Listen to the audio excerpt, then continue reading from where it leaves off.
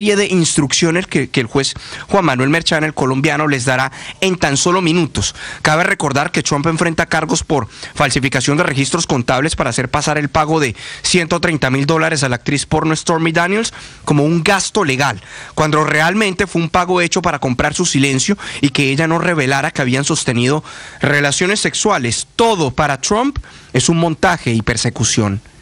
But this is all election hunting, election interfering. It's going after Joe Biden's political opponent because he can't do it himself. And they're helping out. And we have a judge who's highly conflicted. He happens to be corrupt. Todo esto es una cacería electoral, interferencia electoral. Están persiguiendo al oponente político de Joe Biden porque él mismo no puede hacerlo y están ayudándolo. Y tenemos un juez que está altamente en conflicto de interés. Resulta que es un juez corrupto, decía Trump. Pero Néstor, ayer por primera vez la campaña de Biden buscó sacar provecho político del juicio de Trump. Por eso convocaron una rueda de prensa afuera de la corte en Manhattan, protagonizada sorpresivamente por uno de los buenos muchachos de Joe Biden, el legendario Robert De Niro. This is not a threat. This is a reality. I love this city. I don't want to destroy it. Donald Trump wants to destroy not only the city, but the country, and eventually he could destroy the world. Dice Robert De Niro, el actor de Hollywood, esto no es una amenaza, es una realidad. Amo esta ciudad y no quiero destruirla. Donald Trump quiere destruir no solo la ciudad, sino el país y eventualmente podría destruir el mundo. Bueno, ahí le decía después que era un payaso. Recordemos que Robert De Niro en los últimos días se adhirió a la campaña de Joe Biden porque él comparte el discurso de que esta elección es por el futuro de la democracia de los Estados Unidos. Y la campaña de Joe Biden tomó la determinación de llamar de manera sorpresiva a esta rueda de prensa justo al tiempo en el que Trump se encontraba allí en el juicio en Manhattan, en los argumentos finales, los argumentos de cierre, porque lo que sigue hoy, en cuestión de tan solo minutos, es que el jurado, los 12 miembros, se van a reunir. El juez Merchan le va a dar una serie de instrucciones que puede tomar alrededor de una hora y posteriormente empezarán a deliberar. De esa deliberación debe surgir la determinación final si Trump es declarado culpable o no. ¿Cuánto se puede demorar? Horas, días, semanas. Allí lo clave es que haya un grado de consenso, que toda determinación que tome el jurado sea de manera unánime, Néstor. Juan Camilo, esa alusión suya de Robert De Niro, de que es un buen muchacho, es por Goodfellas, ¿no? La película... Sí, claro, por supuesto, por supuesto. Sí. Le iba a decir también el irlandés, pero Goodfellas es un clásico más importante. Sí, no es la que más me gusta de Robert De Niro, pero entiendo que es uno de los símbolos de Robert De Niro. Juan Camilo, gracias. Ese tema de Trump judicializado va a calentar esta campaña electoral sin duda. A propósito de Estados Unidos, mucha atención. Esta mañana una cadena británica, Sky News, está haciendo un rastreo geosatelital para demostrar que los misiles que está utilizando el gobierno de Netanyahu en Israel son entregados por Estados Unidos. A propósito de la masacre en un campo de refugiados de 46 personas asesinadas en lo que Netanyahu calificó como una lamentable equivocación. 8:03 minutos desde Europa sobre la guerra en el Medio Oriente. Silvia Carrasco. Néstor, para ser precisos, la investigación de Sky News se refiere al ataque de la noche del 26 de mayo, un ataque aéreo israelí que alcanzó el barrio de Tel al-Sultan en Rafah. Ahí, al menos 45 personas murieron cuando se incendiaron las tiendas de campaña en las que dormían, porque esa era un área que albergaba a palestinos desplazados. La zona afectada está a menos de 200 metros del complejo de las Naciones Unidas en el norte de Rafah. Un letrero identifica el lugar como el campamento 1 de Kuwait al-Salam, que es conocido por dar albergue a los gazatíes. La cadena Sky News revisó todas las imágenes subidas a redes sociales y a los medios de comunicación desde ese lugar, tanto en la noche como en el día siguiente. Antes contábamos que el portavoz del ejército israelí aseguró que se utilizaron ahí 2 municiones de 17 kilogramos y afirmaba Daniel Hagari que el incendio posterior no pudo haber sido provocado únicamente por las municiones de ese tamaño. Bueno, lo que encontró Sky News en las imágenes geolocalizadas pruebas, especialmente imágenes capturadas por un periodista palestino y verificadas que son de ese lugar, son fragmentos de las bombas del ataque. Dice Sky News que esos fragmentos se asemejan a la sección de cola de una bomba de pequeño diámetro, la SDB GBU-39. Dos expertos en armas británicos entrevistados por Sky News revisaron las imágenes y coincidieron que el fragmento parece ser la sección de cola del GBU-39 SDB, que es de la Fuerza Aérea Israelí. Dice luego Sky News que según la base de datos de transferencia de armas de CIPRI, Israel recibió 1.000 de estas municiones de Estados Unidos en 2023 y que las entregas se aceleraron tras el ataque del 7 de octubre. Por lo tanto, concluyen que el ataque que acabó matando a los desplazados se hizo con armamento de fabricación norteamericana, Néstor.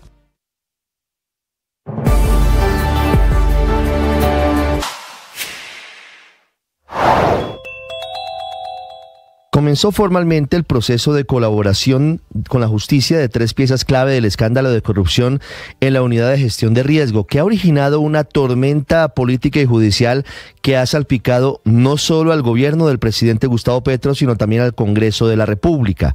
El exdirector de la unidad, Olmedo López, acordó este martes con la Fiscalía asistir a todos los interrogatorios programados por los investigadores del caso para esclarecer el alcance de este escándalo. Por su parte, el exsubdirector de la unidad de gestión de riesgo, Sneider Pinilla, tendrá que acudir en diligencia de interrogatorio los próximos 12 y 13 de junio, momento en el que podrá aportar las cerca de 30 páginas de información relevante como chats, fotos y otros elementos que, según él, demostrarían las acusaciones en contra del presidente del Senado, Iván Name, y de la Cámara, Andrés Calle, además de otros altos funcionarios del gobierno nacional.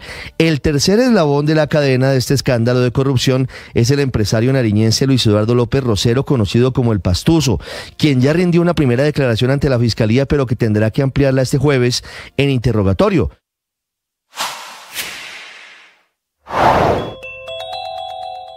La primera línea hizo terrorismo en Bogotá durante el estallido social. Lo confirmó el Tribunal Superior de Bogotá a través de una sentencia que dejó en firme esa decisión contra 4 miembros del grupo que pretendía que se cayera la pena de 19 años de cárcel o que se la modularan. Los sentenciados son Wilson Moreno, Justo Villarraga, Erika Flores y Gracie Perilla, quienes la justicia encontró que operaron ilegalmente en Bogotá bajo el mando de Wilson Reinel Moreno, alias Martín, o alias El Negro, del Frente Segundo Manuel Marulanda Vélez de las FARC, que era el encargado de reclutar y entrenar jóvenes para las protestas. El blanco de estos condenados de la primera línea fue siempre la fuerza pública, tirar piedras, pero en general incitar a la violencia y generar caos entre el 13 de septiembre de 2019 y el 13 de septiembre de 2020. Esta es la segunda sentencia que establece vínculos de la primera línea con grupos ilegales. Ya estaba aprobado con el ELN, ahora con integrantes directos de las FARC,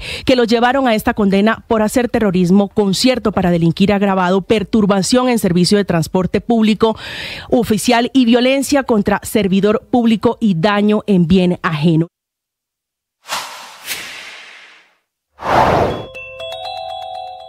En un duro debate de control político, el director de la Unidad de Gestión de Riesgo, Carlos Carrillo, fue cuestionado por el Congreso de la República ante la falta de respuestas por los escándalos de corrupción en esta entidad. Carrillo empezó atacando a los congresistas citantes. Muchos aquí apoyaron al gobierno, que tomaban fotos, salían con los cartelitos que les gustan tanto. ¡Petro, Petro! Y ahora salen a decir, ¡maldito Petro! Hicieron campaña con este gobierno y ahora se rasgan las vestiduras. Le respondió el representante por el partido de la U, Julián David López. Mi querido doctor Carrillo, usted no destapó ninguna corrupción. Los que destaparon la corrupción de la Unidad Nacional de Gestión del Riesgo, lo dije hace media hora, fueron los medios de comunicación. El representante Daniel Carvalho se molestó con Carrillo porque dijo que la corrupción venía del departamento de Antioquia. Dice además, con un grave irrespeto a mi departamento, que es que la corrupción viene de Antioquia. Digamos, ¿de quién viene la corrupción? Personas concretas. El señor Olmedo López. ¿Quién lo nombró? El presidente Gustavo Petro. 8 de la mañana, 9 minutos. Desde anoche se convierte en ley de la República. Queda solamente a la espera de la sanción presidencial, que va a ocurrir porque el presidente Petro felicita a la Cámara de Representantes. Así no tengo ninguna duda, no hay lugar a dudas de que el presidente va a sancionar la ley que prohíbe las corridas de toros en Colombia. Motor de esa ley fue su autor, lo presentó, insistió y finalmente logró esta imagen histórica. Colombia, que era un país taurino, se convierte desde anoche, desde hoy, en un país oficialmente antitaurino con corridas de toros proscritas. El parlamentario liberal, doctor Juan Carlos Lozada, buenos días. Néstor, muy buenos días, un gusto saludarlo a usted, a toda la mesa de trabajo y a toda la audiencia de Blue Radio. Muchas gracias por la llamada. ¿Cuántas veces lo había intentado usted, doctor Lozada? Creo que esta es la sexta vez, Néstor, ya llevo yo desde que llegué al Congreso en el año 2014, empecé en esta batalla y bueno, 10 años después se ven los frutos, así que creo que esto es fruto de la perseverancia también. Sí. Ahora, ¿con qué argumento quedan prohibidas las corridas de toros? ¿Cuál es el tema de fondo aquí, doctor Lozada? Bueno, el tema de fondo es que la legislación colombiana, de hecho, de autoría mía, la ley 1774 del año 2016, reconoce a los animales como seres sintientes, es decir, que tienen la capacidad de sentir dolor. Y por lo tanto, los espectáculos culturales con animales, o entre comillas, culturales, que están basados en la violencia contra los animales, pues por supuesto que van en contravía justamente de ese precepto de que los animales son seres sintientes. Y por lo tanto, torturar a un animal simplemente para el divertimiento humano, pues es una cosa absolutamente anacrónica que hoy ya no se puede entender desde ninguna perspectiva, no se puede entender desde la perspectiva ética o moral, no se puede entender desde la perspectiva científica, ya que la ciencia ha probado suficientemente la complejidad, si se quiere, de los sistemas nerviosos de los animales, pero además de ello ya tampoco se puede justificar desde el punto de vista jurídico, puesto que nuestra propia legislación reconoce la sintiencia de los animales. Y hay que recordar lo siguiente, Néstor, en el año 2010, la Corte Constitucional, en sentencia C-666, prohibió las corridas de toros en Colombia, dejando unas excepciones para aquellos municipios en los que se pudiera demostrar con 3 criterios que hay tradición taurina. Bueno, lo que hicimos ayer en la Cámara es terminar de prohibirlo en todo el territorio nacional, es decir... Doctor Lozada, discúlpeme ahí. Sí. ¿Qué pasó con el argumento de que en algunas zonas, que era lo que había hecho la Corte Constitucional, se podían mantener las corridas por razones de cultura y de tradición? Sí, en aquella sentencia la Corte Constitucional ponderó, si se quiere, 2 derechos: los derechos de los animales versus los derechos culturales de algunas poblaciones taurinas. Y lo que dijo la Corte en ese momento es que para ella tenía preponderancia el argumento cultural, pero que no obstante ello, la sociedad podía cambiar y podía prohibir las corridas de toros si lo deseaba, a través del Congreso de la República. Así lo estableció la Corte en la sentencia mencionada, y lo reiteró en múltiples sentencias que han seguido en este tema, la C-047 del año 2017 y demás. Todas esas sentencias ratifican que es el Congreso de la República quien tiene la facultad de decidir si las corridas de toros deben continuar en el país o no, y la Corte, por supuesto, que enviste de constitucionalidad esa decisión del Congreso de la República, porque así lo ha expresado en múltiples sentencias. Lo escuché a usted anoche en la celebración por la aprobación de su ley, y tiene por supuesto toda la razón en estar celebrando un argumento citando una frase de Gandhi. ¿Se acuerda cuál es? Por supuesto, es una de las más famosas frases de Mahatma Gandhi. Mahatma Gandhi decía que uno puede medir la evolución moral de un pueblo por cómo trata a los animales, sin duda alguna. ¿Y usted cree que nosotros nos podemos medir moralmente por cómo tratamos a los animales o cómo nos tratamos a nosotros? Es decir, porque era en la discusión sobre el pacifismo y la relación que tenía esto contra nuestra violencia endémica. ¿Usted cree que acabando con este tema de las corridas de toros cambia algo en nuestra forma de relacionarnos, no con los animales, con nosotros mismos? Pero absolutamente, Néstor, y la primera razón por la cual lo creo, tal vez le cito aquí a un muy conocido filósofo italiano, Giorgio Agamben, que dice que posiblemente el asunto político central del siglo XXI va a ser nuestra relación con los animales, porque ella nos hará reflexionar sobre nuestra propia condición de animalidad, la animalidad del ser humano. Y justamente cuando nosotros podemos ponernos en medio de ese reino y no creer que somos quienes estamos aquí para hacer uso y abuso de todo lo que hay, sino que somos un ser privilegiado que está aquí más bien para cuidar de su entorno, no para apropiarse de él y hacer con él lo que bien le plazca, entonces esa claramente es una evolución hacia un sentido superior de la vida. Y yo creo que justamente poder tener a los animales dentro de nuestro círculo de pertenencia moral nos hace seres aún más ricos. Por supuesto que nos resta, por supuesto, cesar toda violencia entre nosotros y contra ellos y contra la naturaleza. Ese es el reto al que se enfrenta la humanidad, y si no desapareceremos, Néstor, es tan simple como eso. Eso le iba a decir yo, es que declaramos que por razones de pacifismo se acaban las corridas de toros, pero nosotros seguimos matándonos entre nosotros. Doctor Lozada, quería preguntarle por qué esta estocada final a las corridas de toros prohibidas ahora legalmente, si las corridas de toros ya estaban muriendo de inanición, cada vez eran más impopulares y cada vez tenían menos seguidores.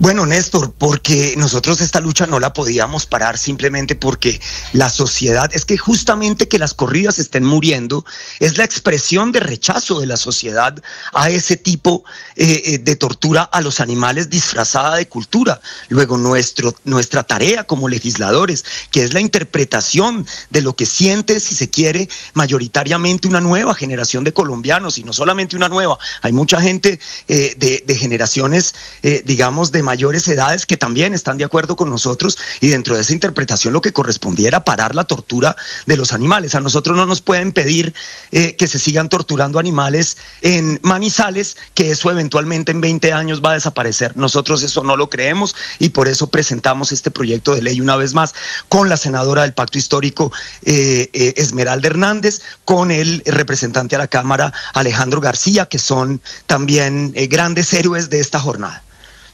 Doctor Lozada, todavía quedan muchos pueblitos en Colombia, pequeños, donde en sus ferias y fiestas hacen corridas de toros, pero no matan al toro. Es un espectáculo ahí, pues digamos, juegan con el animalito, si se puede decir así, el toro para el público, ahí se meten los borrachos, los enanitos toreros y demás, pero no matan al toro. ¿Qué va a pasar con este tipo de espectáculos? ¿También quedan prohibidos?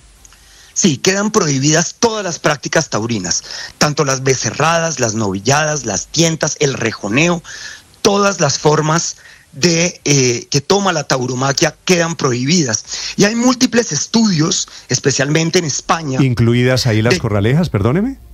No, las corralejas no. Las corralejas son un espectáculo aparte de las prácticas taurinas. Usted sabe que las prácticas taurinas, Néstor, estaban establecidas por el Estatuto Taurino. ¿No son con toros? ¿Cómo? ¿No son con toros las corralejas? Son con toros, por supuesto, son con toros, pero hacen parte de una tradición diferente a la tradición de la plaza de toros. Usted ve, por ejemplo, que en las corralejas se mete todo el mundo.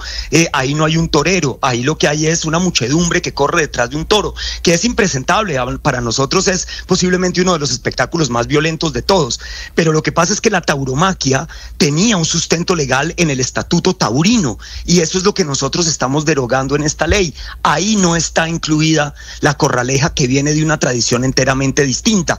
Ahora, ya veremos si el legislador del futuro reflexiona sobre los tres espectáculos supuestamente culturales con animales que restan, que son las peleas de gallos, sí, que son el coleo y que es sobre todo las corralejas, por supuesto. Ya veremos qué pasa en el futuro con ese tema. Por ahora prohibimos las corridas de toros. ¿En esta ley no quedaron prohibidas ni las corralejas ni las riñas de gallos? No, no quedan prohibidas en esta ley ni las corralejas ni las riñas de gallos, solamente las corridas de toros. Sí, representante, ¿esto podría reversarse en el futuro próximo, entre otras cosas, con proyectos de ley que están cursando en la Cámara, como el de la representante Leonor Palencia, que pretende lo que planteaba de cierta manera Víctor en su pregunta anterior sobre corralejas, incluye corridas de toros, incluye cabalgatas y peleas de gallos en el proyecto que busca, según dicen, reconocer, morigerar y regular actividades de la cultura rural y urbana popular con animales en el territorio nacional? Es decir, ¿a través de esa vía no se podrían revivir las corridas de toros? ¿Me pregunta Ricardo? Sí, señor. Ricardo, querido, un saludo para usted. ¿Cómo va, representante? Claro que cursa en el Congreso de la República, ya aprobado en primer debate en la Comisión Quinta de la Cámara de Representantes, el proyecto que pretende, entre mil comillas, regular regular los espectáculos culturales con animales que están establecidos en la Ley 84 del 87 en las excepciones del maltrato animal en su artículo 7º.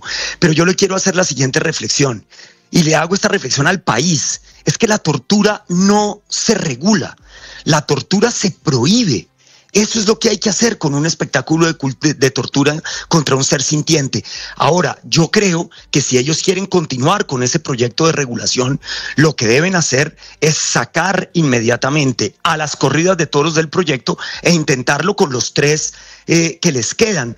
Con todo y ello no estoy seguro de que tengan los votos, pero a lo mejor los podrían tener si retiran a las corridas de toros, porque claramente creo que el Congreso de la República, en cuanto a ellas, se ha manifestado en 4 debates, tanto en Senado como en Cámara, con mayorías importantes. Luego me parece que las corridas de toros, al menos a través de ese proyecto, va a ser muy difícil reversar esta prohibición. Que a lo mejor ellos logren sacar una morigeración de los otros espectáculos culturales, puede ser que lo logren. Sí, pero a través de ese proyecto no, representante, pero quiero leerle un mensaje de una colega suya, la doctora representante de la Cámara, Juana Carolina Londoño, que es de Manizales. Dice ella: ha sido aprobado el proyecto eliminando las corridas de toros. Dejo constancia de la incoherencia de algunos congresistas. Ahora será la Corte Constitucional quien decida el futuro de la tauromaquia en Colombia. ¿Eso es posible? ¿Ustedes ven como una posibilidad que la Corte Constitucional se derogue o se reverse la decisión que tomó la Cámara de Representantes?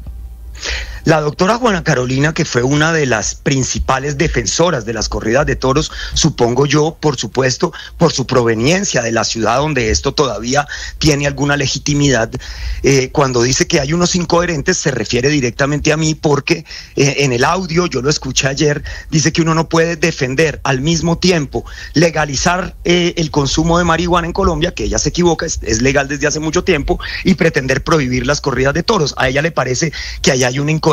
Yo no la veo por ninguna parte, pero eso lo que anuncia es que los taurinos van a ir a los estrados judiciales a demandar esta ley, por supuesto, y que irán a la Corte Constitucional. Yo creo que la Corte Constitucional va a fallar a favor nuestro. ¿Por qué razón? Porque la Corte, si sigue su línea jurisprudencial, que viene desde la sentencia 666 del año 2010 y que tiene múltiples desarrollos normativos, jurisprudenciales desde la propia Corte, ha dicho que es el Congreso de la República quien tiene la facultad de prohibir las corridas de toros. Usted recordará, Néstor, que cuando el alcalde Gustavo Petro, el entonces alcalde Gustavo Petro, quiso hacer la consulta antitaurina de Bogotá, el Consejo de Estado la tumbó porque dijo que ese no podía ser el mecanismo a través del cual se prohibirían las corridas de toros, y eso fue refrendado por la Corte Constitucional, quien una vez más dijo que el único órgano que tiene la facultad en Colombia de regular ese tipo de prácticas supuestamente culturales es el Congreso, y eso fue lo que hicimos ayer, y por lo tanto, doctor, yo creo que vamos a tener triunfos también en la Corte. Doctor Losada, le hago una pregunta final de personas que estoy oyendo desde anoche, y seguramente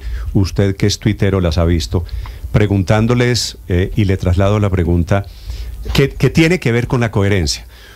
Decía este muchacho desde Manizales que ustedes estaban celebrando el no más oler, la prohibición de las corridas de toros, comiendo hamburguesa y llevando y vistiendo unos zapatos de cuero, y le preguntaba de dónde salen esos zapatos de cuero. Y esta se la van a preguntar muchas veces, porque es cierto, yo me imagino que usted no es vegano para querer prohibir los toros. A esa gente que le está reclamando falta de coherencia sobre los límites, ¿usted qué les ha respondido? Bueno, lo primero que hay que decir, Néstor, para su sorpresa, es que yo sí soy vegano. Yo soy vegetariano hace ya casi 20 años y vegano hace ya casi 6 años que soy vegano y que no consumo productos animales.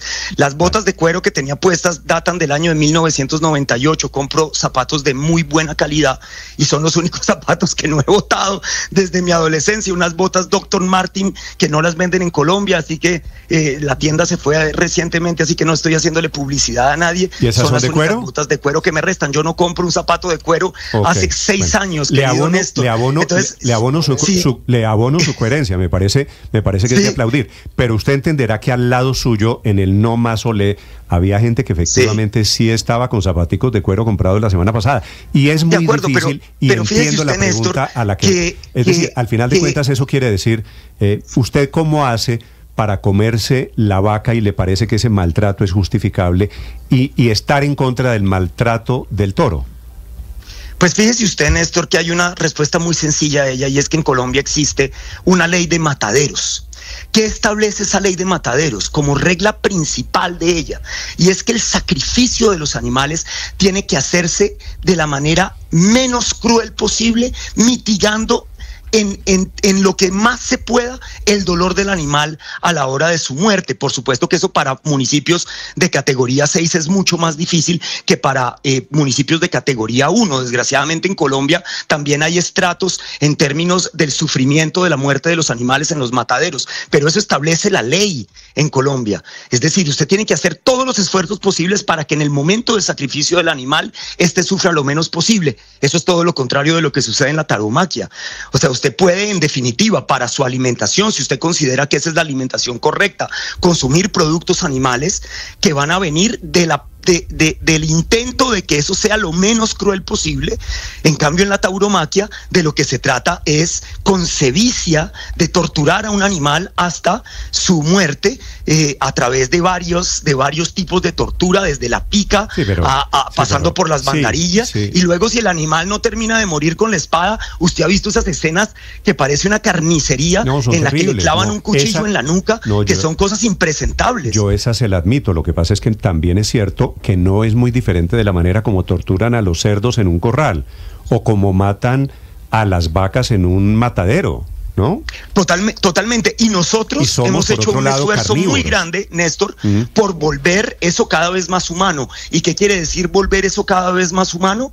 Es mitigar hasta donde se puede el dolor de los animales, haciéndolo con la última tecnología que justamente está diseñada para mitigar el dolor de los animales. Hacia allá tenemos que ir. Por supuesto, eso es muy difícil en muchos lugares de Colombia donde ni siquiera hay mataderos, Néstor. Es que a veces los marranos los matan en las propias fincas, y yo no sé si usted ha visto morir un marrano. Yo creo que usted dejaría de comer chuleta si le toca un día ver cómo muere un marrano. El nivel de tortura, de dolor con la que muere un marrano es terrible. Es realmente espantoso, pero eso no inhabilita a quienes creen que la muerte no se puede volver un espectáculo, que pueden creer que la muerte sirve, la muerte del animal, con fines nutricionales, pero que no puede volverse un espectáculo en el que se vanagloria la violencia contra un animal. Esas son dos cosas completamente distintas, Néstor. Por lo tanto, hasta que quienes comen carne perfectamente pueden estar de acuerdo con nosotros en que torturar de esa manera un animal no puede ser considerado cultura.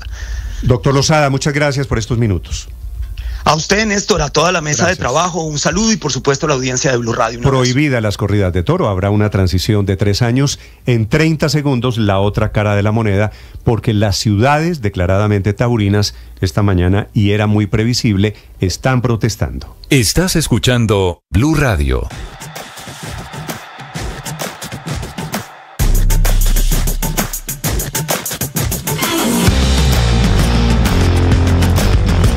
Les contamos a partir de este momento las noticias de Colombia y el mundo. Bienvenidos, aquí está el resumen. Lo preparamos en voces. Sí, claro. Pero la factura la Vamos con las noticias, una agenda cargada de información. Sin pena, sin pena. Se queda con la factura.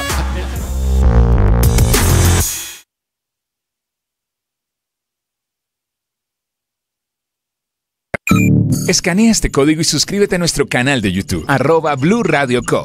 Y disfruta y participa de la programación de Blue Radio. Blue Radio, le ponemos cara a la radio. Blue Radio, la alternativa.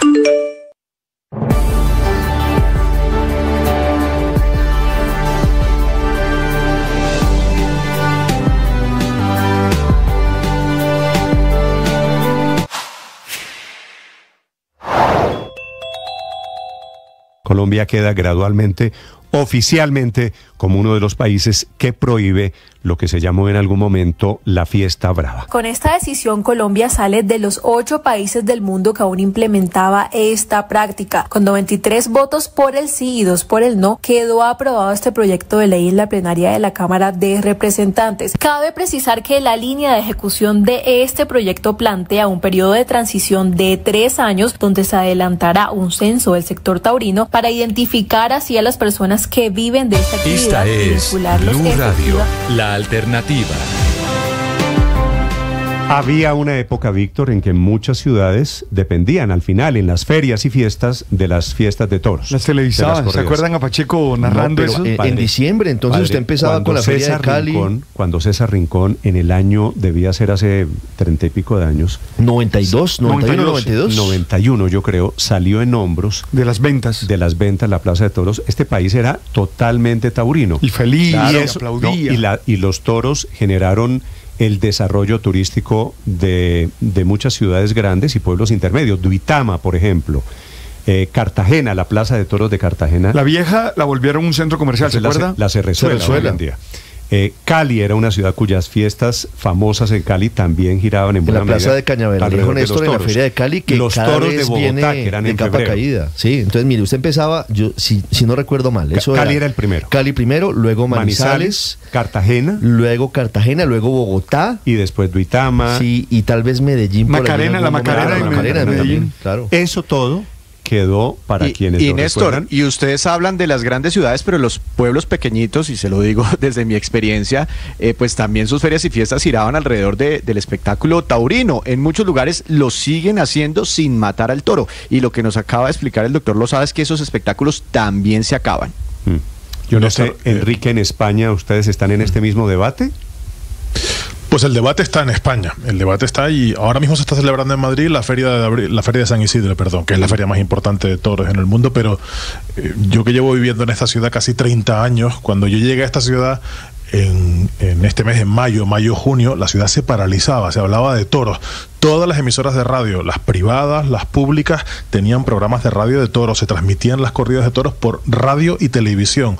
Hubo una época en que las corridas de toros se daban en televisión de pago, había que pagar un paquete para ver esas corridas, o sea, era un negocio bollante y tenía mucho interés. Y eso, yo creo que por un simple hecho biológico de falta de interés y que de una parte de los aficionados han ido falleciendo, y es así, los toros tienen cada vez menos interés, creo que cada vez tienen Enrique, menos fuerza entre la gente. Esa es una buena explicación de por qué este fenómeno de Colombia, el no más olé, es un fenómeno muy relacionado con los muchachos. Sí, claro. Los muchachos que tienen, por supuesto, otras sensibilidades. Por eso le preguntaba yo al doctor Lozada, ¿por qué prohibir lo que ya estaba en vía de extinción? Lo de César Rincón fue año 1991, tiene usted razón. 4 puertas grandes, 4 seguidas en la feria de San Isidro, la locura, en la que está en desarrollo en ese momento. En honor a él hicieron en la Plaza de Toros de Duitama, Néstor, que no funciona desde el 2015, donde hacen allí ferias de emprendimiento, tiene el nombre de César Rincón. Y ahora no se llama la Plaza de Toros, sino la Plaza de Todos, así se le conoce en Duitama. Que es buen nombre. Tal vez el último bastión de los toros en Colombia es Manizales. Señor alcalde de Manizales, Jorge Eduardo Rojas. Alcalde, buenos días. Buenos días, Néstor, para ti, para todos los miembros de la mesa de trabajo y a todos los colombianos que nos escuchan en las Mañanas Blue, un abrazo. Gracias. Alcalde, lo veo a usted en plan de lamentar lo que votó el Congreso anoche, que se prohíban las corridas de toros. ¿Usted personalmente, era o es taurino, alcalde? No, hombre, Néstor, yo no me meteré en esa hondura de si yo soy taurino o antitaurino. Yo soy el vocero de la ciudad. ¿Por qué es taurino? No, mire, yo soy el vocero de la ciudad, Néstor. No, yo soy el vocero de la ciudad. Alcalde, eso tampoco es pecado decir, yo alguna vez fui a una corrida de toros, eso no. Pero es que si yo digo que soy taurino y si digo que soy antitaurino, entonces la defensa o no de este tema de los toros se va para otro lado. Yo te quiero decir lo siguiente. Usted me puede decir legítimamente, y no me parece que sea un pecado, ¿es o era taurino? Y yo lo entendí. No, mire, lo a decir, Néstor, es que yo lo que defiendo como vocero de esta ciudad es lo que generaban los toros para la ciudad. Dejo constancia que se volvió aquí obligación ser antitaurino y que usted no puede decir en público. No, yo no voy a tengo decir que fotos suyas, alcalde, yendo a la Plaza de Toros de Manizales. Claro, yo no soy antitaurino, pero lo que soy hoy y en lo que voy a centrarme es a decirles que soy el vocero de mi ciudad y que para mi ciudad los toros son vitales, o eran vitales, o son vitales, y que han generado una derrama económica y que han generado un movimiento cultural y que han sido tradición históricamente desde hace decenas de años, que han sido, digamos, el epicentro del desarrollo de la Feria de Manizales y que ha estado en el ADN de cientos de miles de manizaleños, por supuesto, por décadas. Por eso yo no puedo abstraerme de sentir el golpe de lo que acaba de pasar, pero también de enfrentarlo con propuestas. O sea, la ciudad no se puede quedar quieta ante una situación de estas y nosotros tenemos que desenvolvernos a ver qué es lo que va a pasar en el futuro para la Feria de Manizales en lo que compete con la derrama económica que generaban los toros. Sobre eso quiero preguntarle, alcalde, porque sigue siendo muy importante para la Feria de Manizales la temporada taurina. ¿Cuántos empleos, cuánto dinero en hotelería y turismo se puede estar recogiendo en una temporada taurina en la capital de Caldas? Es de mucho impacto. Les voy a contar algunas de las cifras. Miren, los toros, solamente los toros, generaban aproximadamente 1.000 empleos directos de toda la logística, de todo lo que se movía dentro del ruedo, de la gente que organizaba el evento, de los toreros, de los monosabios, de toda la gente que trabajaba en el tema per se de los toros, de la realización del evento, los promotores, los artistas, las ventas, las taquillas, movían aproximadamente 1.000 empleos. Y indirectos se generaban más o menos unos 4 empleos por empleo directo, es decir, unos 4.000 aproximadamente. Si ustedes hacen un análisis, teníamos los datos de Cormanizales, que son datos exactos porque ellos pagan un impuesto o se recogía un impuesto a través del impuesto de la ley del deporte por el aforo, son aproximadamente una media de 10.000 personas diarias por corrida, unas aproximadamente entre 70 y 80.000 personas asistían en la temporada taurina en una semana en Manizales. Eso movía aproximadamente lo siguiente, les voy a hacer las cuentas de lo que calculamos en la ciudad, solo de la gente que va a toros y que son, turistas nacionales e internacionales. En hotelería se movían o se mueven aproximadamente 10.500 millones de pesos. En consumo de restaurantes, unos 7.000 millones de pesos. En entretenimiento diverso, unos 4.500 millones de pesos. En boletería y patrocinios de lo que genera Cormanizales, 6.500 millones de pesos. Y una cosa bien importante, los vendedores informales. Los vendedores informales que no están ya alrededor de la Plaza de Toros, pero sí están a 2 y 3 cuadras de la misma, todos vendiendo sombreros, ponchos, botas, manzanilla, pinchos, de todos son unos 4.500 millones de pesos. O sea que son un movimiento económico, alcalde, de aproximadamente 33.000 millones de pesos. ¿Y usted, cuál es su estrategia? ¿Qué está pensando usted para reemplazar esa actividad económica tan importante? ¿Qué va a pasar, por ejemplo, con la Plaza de Toros? ¿Qué la van a poner a hacer? Bueno, la Plaza de Toros es un lugar privado que pertenece a la Cruz Roja, en este caso a la Corporación Cormanizales. Nosotros hemos estado hablando con ellos a ver qué es lo que va a pasar en esta transición. Recordar que quedan 3 años, o sea, durante 3 años habrán corridas y tendrá que haber una sustitución si la ley sigue en firme. Acuérdense que para la ley queda todavía la conciliación, la firma y por supuesto el paso por la corte. Vamos a ver qué pasa allí, pero por supuesto nosotros venimos trabajando desde hace ya meses para presentarle a la ciudad en un corto plazo, es decir, antes de 1 año y medio, un plan de choque de lo que podría ser el sustituir este evento si es que llega a terminar en firme, que no exista. Nosotros primero creamos una entidad que se llama la Promotora de Eventos y Turismo de Manizales, que se va a encargar de hacer la feria y de desarrollar el turismo en una ciudad que está lista para abrirse al turismo. Miren, Manizales es uno de los epicentros más importantes del eje cafetero. Esta es una ciudad que tiene un ecosistema ecológico maravilloso, donde vienen turistas, todo el mundo, por ejemplo, a avistamiento de aves, donde vienen turistas del todo el mundo a eventos, especialmente eventos extremos, de deportes extremos, eventos culturales. Sí, alcalde, pero permítame, pero el atractivo, uno de los atractivos principales era la feria de Manizales. Quiero preguntarle por qué es que este proyecto de ley dice que debe empezar a regir en el 2027, quedan 3 años. En estos próximos 3 años, ¿va a haber feria de Manizales? ¿Va a haber corridas de toros en su departamento? Claro que sí, por supuesto, claro que sí, está en firme, y por supuesto que Cormanizales está dispuesta a hacerlo, a seguir la ley al pie de la letra. A nosotros puede que no nos guste lo que pasó, pero somos demócratas, tenemos que cumplir las leyes y las vamos a cumplir. En este caso, Cormanizales tendrá el derecho de desarrollar la feria 3 años más, pero aquí lo que importa es que la ciudad se prepare, como ustedes me lo acaban de plantear, para desarrollar uno o varios eventos que puedan, en el caso de seguir así la situación, de poder sustituir estas corridas por otros eventos. Sí, mire, alcalde, hablábamos hace un rato de lo que están señalando congresistas del departamento de Caldas oponiéndose a esta ley que fue aprobada en las últimas horas en el Congreso de la República, y anuncian entre líneas que van a recurrir a el sistema judicial para intentar reversarlo, en particular en la Corte Constitucional. ¿A usted lo han buscado para que apoye algún tipo de demanda en contra de esta ley? Hombre, mire, así como tienen derecho algunos congresistas de presentar un proyecto de ley que ahora pues ya transita la aprobación para acabar con las corridas, otros y muchos colombianos tienen derecho de pedir que se haga la revisión constitucional de ese mismo trámite y de la misma ley, pero por supuesto que cualquier tipo de trámite de ese tipo será acompañado por nosotros. Sí. ¿Qué tanto fervor despierta hoy todavía la tauromaquia en Manizales, alcalde?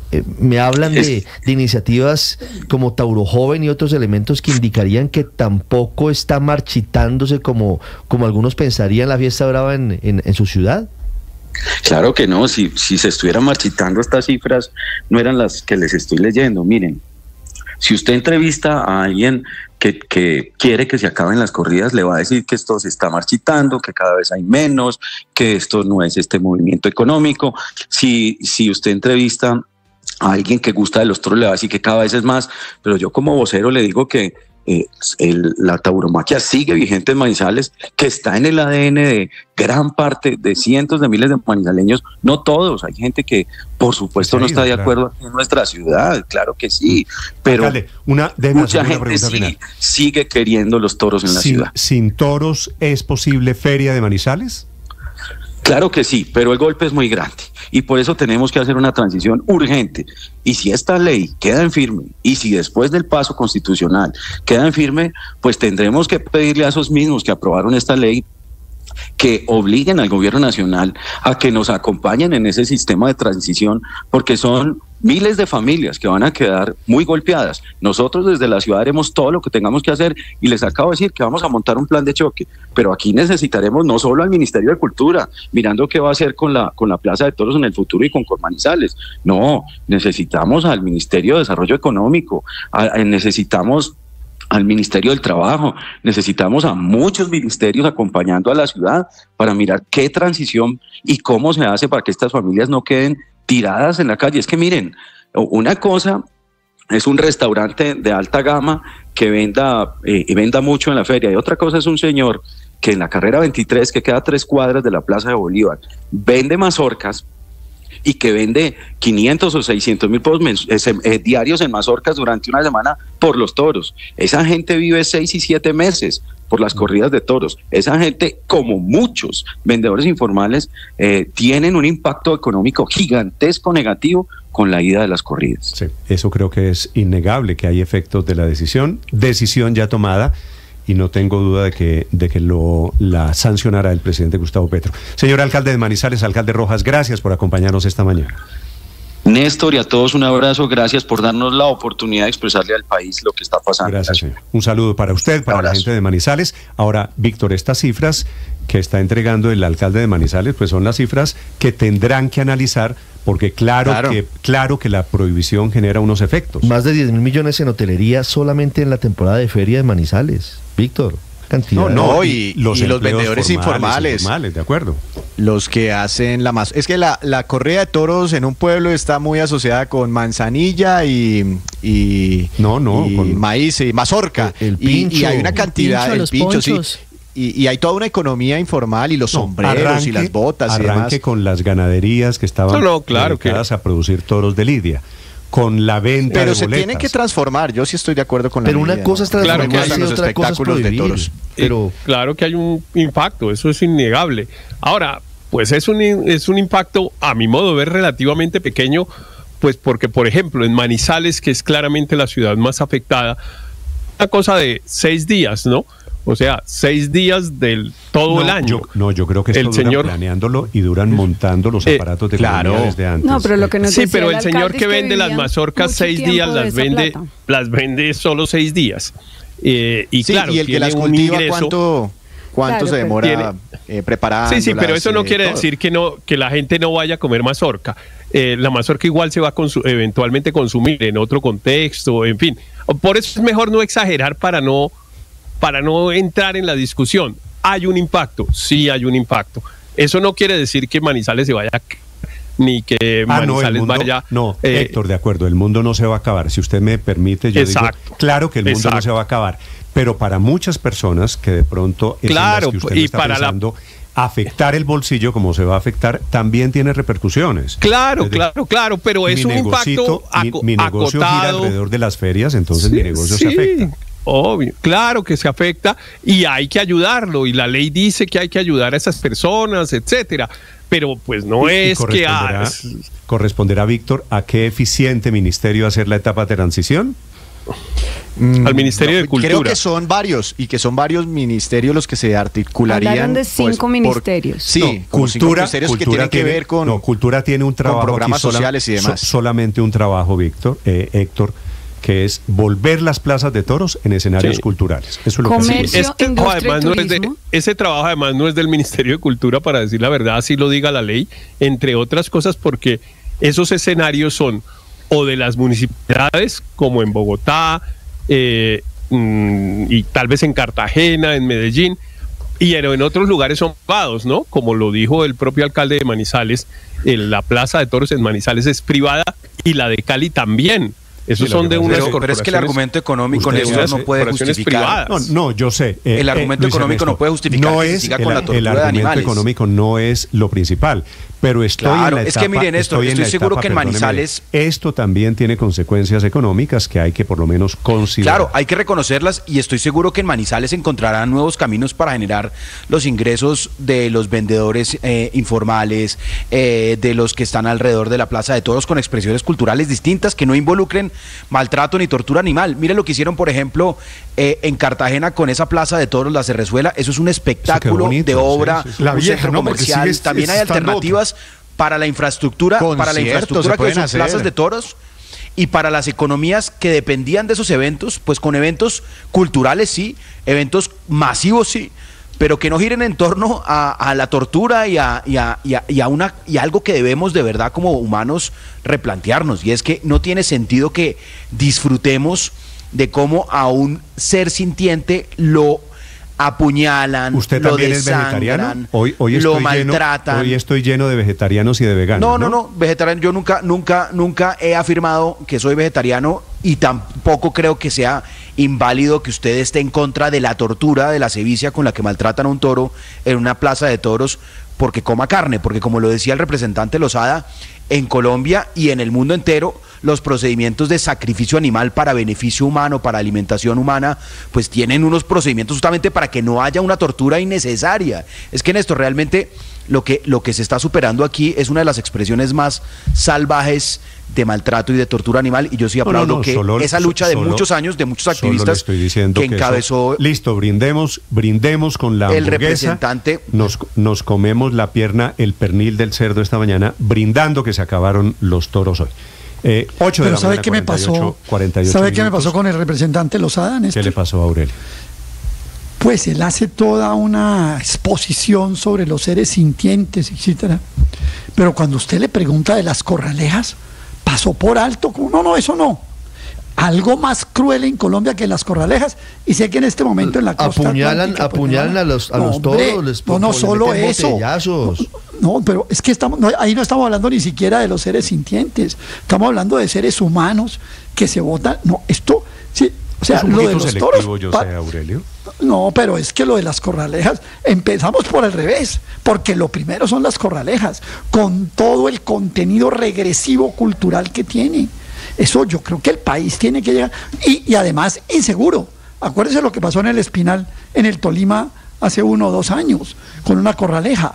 Entonces, yo creo que, es decir, no, los toros, sí, no, pero las corralejas, no, eso es como harina de otro costal. No, vamos con toda. Yo sí creo que aquí, si vamos a lo de las corralejas, a lo de los toros, arranquemos con las corralejas, no, aquí estoy que lleno. es 3 veces más cruel. Leo un mensaje de un señor Gaviria que me dice: hay una especie animal en vía de extinción. Yo no sé, Ricardo, si esto es cierto. Los toros de Lidia. Los toros de Lidia. Solo se crían para Existen eso. para eso. Tengo varios oyentes Entonces, diciéndome lo mismo. se van a acabar los toros de Lidia. Claro, esta es gente taurina. Lo que pasa es que en este momento, padre, los taurinos también son una especie en vía de extinción. Pero llegamos a la prohibición porque no quisieron hacer cambios, lo de siempre. La solución para no extinguir la fiesta era eliminar la muerte. Como en Portugal, como en Ecuador, sigue habiendo parte de lo que llaman tortura, pero pues no es la muerte del toro. Pero no quisieron hacerlo. Yo insistí mucho en eso a la Corporación de Bogotá, y pues era inevitable, porque para la sociedad moderna eso es inaceptable. Yo fui taurino, me parecía un arte, pero hace muchos años acepté que eso en esta sociedad moderna es inaceptable y que hay que hacerle cambios. Y la solución para la parte económica es usar las plazas para otros espectáculos, y ahí los vendedores pueden vender. Sí, me escriben desde el Congreso. En Bogotá, por ejemplo, cuando se prohibieron las corridas de toros, estuvo prácticamente abandonada durante varios años la Plaza de Toros de la Santa María.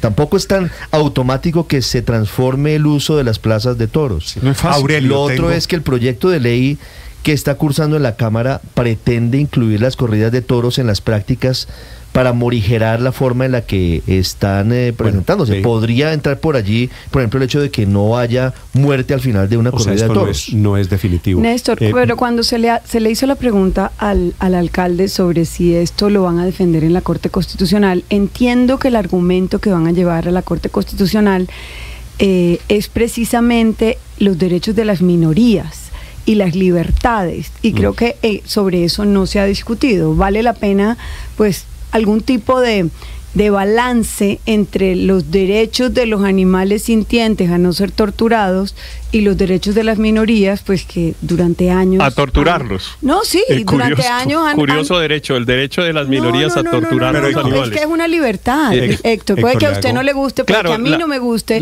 De hecho, yo no soy taurina. También es libertad matar a otra persona, por ejemplo. Y entonces yo diría, no, es que somos los asesinos somos minoría y protéjanos. Estamos hablando de animales. Y entonces los asesinos somos minoría y protéjanos. Yo lo que estoy es planteando... O los ladrones somos minoría para no meternos con la vida de la gente. No me ataque a mí, yo estoy planteando el argumento. No te estoy atacando. El argumento de las personas que van a llevar a la Corte Constitucional esos planteamientos de libertades y de respeto a los un argumento traído de los cabellos de las minorías. Pues vamos a ver cómo se da esa discusión en la Corte. Usted de los antitaurinos, Héctor, resuelto, ¿no? que está celebrando comiéndose el pernil de cerdo en este momento. Ahora resulta que porque los únicos animales que mueren torturados, Héctor, son los ese es un sofisma. Por ejemplo, la Corte Constitucional lo ha resuelto diciendo que es obvio que la especie humana se valga de la naturaleza para su subsistencia y su bienestar. Lo que no es obvio, en cambio, es que se valga de la naturaleza para torturar seres sintientes. Eso es lo que no es obvio. Lo mismo a que algunos les parece lo mismo. A usted, algunos les parece igual. Celebre comiéndose el chuletón que le veo comiéndose todos los días, prohibiendo los toros. Perfecto. Los zapatos se le ven divinos. Yo lo que creo es que hay que plantear todos los argumentos en el debate, porque algunas personas creen que tienen la razón y por eso lo van a llevar a la Corte Constitucional. Yo hago una pregunta, Néstor. Señor. Vamos, ¿el futuro es vegano? ¿El futuro es ser vegano? Bueno, los invito a que... Es la pregunta que hago, porque si esa es la respuesta es sí, porque si la respuesta es sí, menos mal que me quedan pocos años de vida, porque el futuro vegano es... Hoy todos, por cuenta de lo políticamente correcto. En Medellín hay corridas de toros desde el 2018, por ejemplo. Sí. Aurelio, le leo un comentario final. Sí, señor. Sobre su pregunta. Es que me están contando que hay una noticia de última hora. El presidente Petro está intoxicado, se suspende la agenda del gobierno del presidente Gustavo Petro. El presidente Petro... Con ceremonia militar a bordo, Néstor, porque hoy es el reconocimiento de tropas del nuevo comandante del ejército, del general Cardoso. Así que el presidente Petro, ya les voy a contar desde la Casa de Nariño, tiene esta mañana problemas de salud. 8:54 minutos.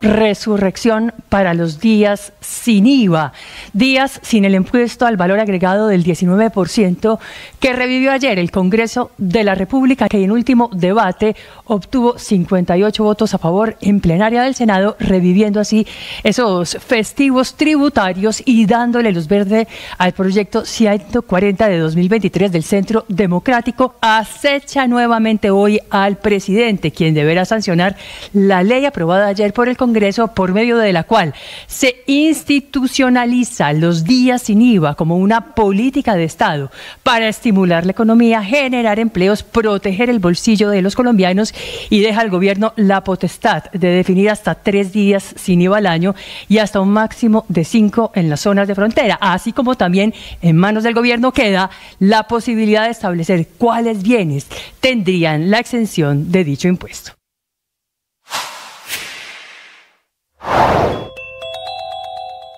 A la EPS Sura le quedan 2 caminos, uno directo a desaparecer, que es que el gobierno les apruebe el desmonte progresivo, y otro lleno de trabas y de procesos, pero que llega al mismo destino. Ese es el camino de una intervención. Con el escenario actual no hay nada más que hacer con Sura, y en los 2 caminos el futuro de la salud de 5,3 millones de afiliados está en manos del Superintendente Nacional de Salud, Luis Carlos Leal.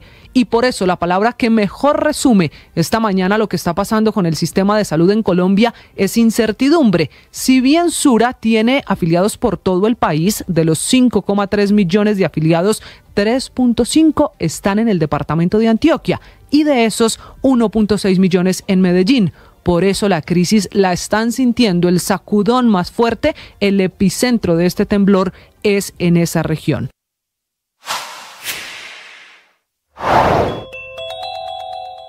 El Centro Democrático y Cambio Radical están intentando una jugada para evitar que se tramiten los proyectos del gobierno. Citaron a moción de censura a varios ministros, entre ellos a la ministra de Igualdad, la vicepresidenta Francia Márquez, pero también quieren tramitar en estas 3 semanas moción de censura contra el ministro de Defensa, contra el ministro de Minas, contra el ministro del Interior y contra el ministro de Salud.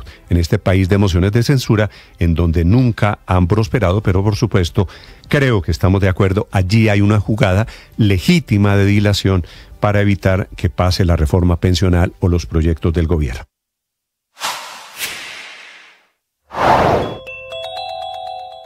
Cayó otra pieza del sistema de salud en Colombia, otra EPS, se llama Sura EPS, o se llamaba, que es otra ficha del dominó de la salud, que tal y como lo había pronosticado el presidente Petro, ahora agrava la crisis de toda la estructura, de todo el sistema de salud. Es el famoso chuchuchú, muy viral hoy en las redes sociales, que se está haciendo realidad. Ese chuchuchú era la definición del presidente Petro hace apenas algunos meses de cómo iban a caer, como en efecto cayó Compensar, cayó Sanitas y ahora cae esta EPS Sura. Estás escuchando Blue Radio y bluradio.com. 8 de la mañana, 58 minutos. La noticia de última hora desde la Casa de Nariño, Caterina Ávila. Néstor, desde Palacio confirman que el presidente Gustavo Petro suspende su agenda de gobierno prevista para hoy debido a que sufrió una intoxicación por causa de un alimento que ingirió en las últimas horas. Informan que el jefe de Estado se encuentra en buenas condiciones de salud, pero que lo recomendable es que su agenda de gobierno la desarrolle en Casa de Nariño. Lo que ocurre entonces es que se reprogramará los eventos en los que es indispensable su presencia. En la agenda del presidente Gustavo Petro había hoy 2 eventos, Néstor. A las 11 de la mañana se esperaba su presencia en la Escuela Militar de Cadetes José María Córdoba para la ceremonia de transmisión de mando del comandante del ejército que asume el general Luis Emilio Cardoso, quien reemplazará, recordemos, al general Luis Mauricio Ospina. Y el segundo evento era en Antioquia, en Medellín, en donde se lanzaría el incremento de las transferencias para los mayores de 80 años, que pasa de 80.000 pesos a 225.000 pesos. Caterina, ¿esto quiere decir que queda cancelada esa agenda pública, la de la posesión del comandante del ejército, el viaje a Medellín, queda cancelado? Sí, señor, en estos momentos se están esperando, en el primer evento, en el del ejército, están esperando que les llegue el oficio de confirmación de la no asistencia del presidente Petro para cancelar oficialmente este evento, y el segundo evento en Antioquia se espera que continúe porque el director de Prosperidad Social ya está allá, Gustavo Bolívar ya está listo para hacer esta transición, digamos, en el programa. En Medellín, 8:59. En Medellín, Héctor, ¿qué pasa con la agenda del presidente Petro? ¿A qué iba? ¿Qué funcionarios del gobierno alcanzaron a llegar? Gustavo Bolívar, como le decía Néstor, Catherine, Gustavo Bolívar, nos dicen, ya estaría aquí en la ciudad de Medellín. El evento está programado para la 1 de la tarde aquí en el Jardín Botánico, en la zona norte de la capital antioqueña. Como lo advertía el lanzamiento del aumento de las transferencias para los adultos mayores de 80 años, lo que nos dicen hasta el momento es que de todas maneras se haría y estarían esperando confirmación de presidencia sobre si llegaría otro funcionario de alto nivel, pero por ahora Gustavo Bolívar haría el lanzamiento aquí en la ciudad de Medellín. Igual estamos reconfirmando si no se cancela porque era necesaria, lógicamente, por todo el proyecto del gobierno nacional, que el presidente Gustavo Petro lo hiciera aquí desde Antioquia, Néstor. Intoxicado pues el presidente Petro. Esta mañana, atención, en Venezuela están anunciando la invalidación de uno de los pocos acuerdos que había con la oposición. A 2 meses, ya menos un poquito de 2 meses de las elecciones presidenciales, Maduro sigue golpeando a la oposición y los pocos acuerdos. Desde Caracas, Santiago Martínez. Sí, Néstor, el Consejo Nacional Electoral echó para atrás esta invitación que ya le había extendido a la Unión Europea para que fuese, como en ocasiones anteriores, observadora de este proceso presidencial del 28 de julio, que faltan justamente 59 días. La razón, pues la ratificación de sanciones por parte del bloque europeo a unos 50 funcionarios del gobierno de Nicolás Maduro, algo que recordemos ocurrió hace más de 15 días y que a pesar de que son estrictamente personales, pues según el presidente del CNE, igual es incalculable el daño patrimonial que le han ocasionado al país. Estas medidas, que te repito, Néstor, son solo de carácter personal.